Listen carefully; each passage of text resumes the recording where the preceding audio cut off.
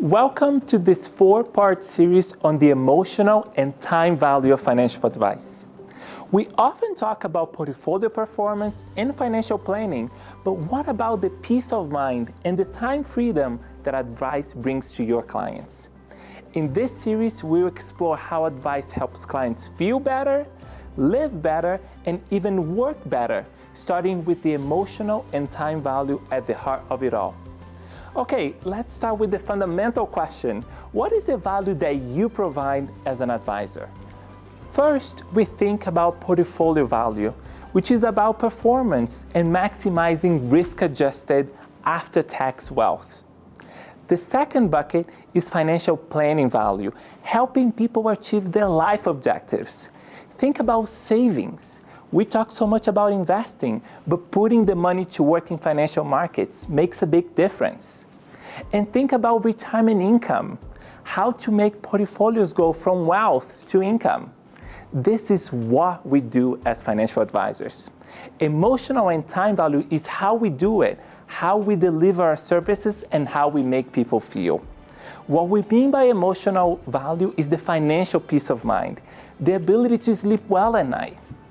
And time value is about delegating the tasks to financial advisors. But not only about delegating, but helping them stop thinking about and dealing with their finances.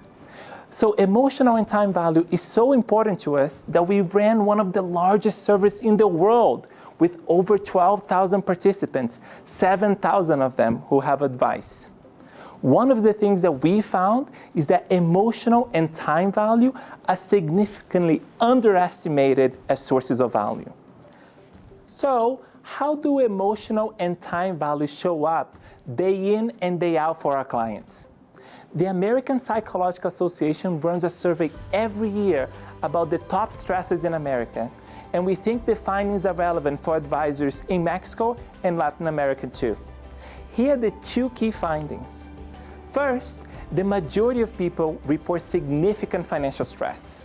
The second, money and finances are usually the top 4 most prevalent financial stressors. But the key thing is that financial stress takes time away from people.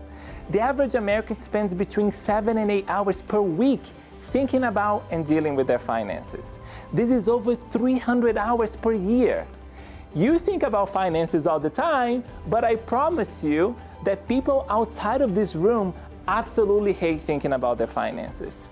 And this too has financial costs. Haven't we heard that time is money? We found that clients without advice spend approximately 4 hours per week distracted at work because of financial stress.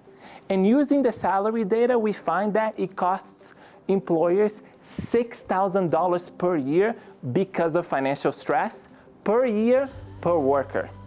Imagine the cost for the entire workforce. So, now that we have defined the emotional and time value of advice, let's take a closer look at how advice actually reduces stress for clients emotionally and psychologically. That's coming up in the next video, and I'll see you there.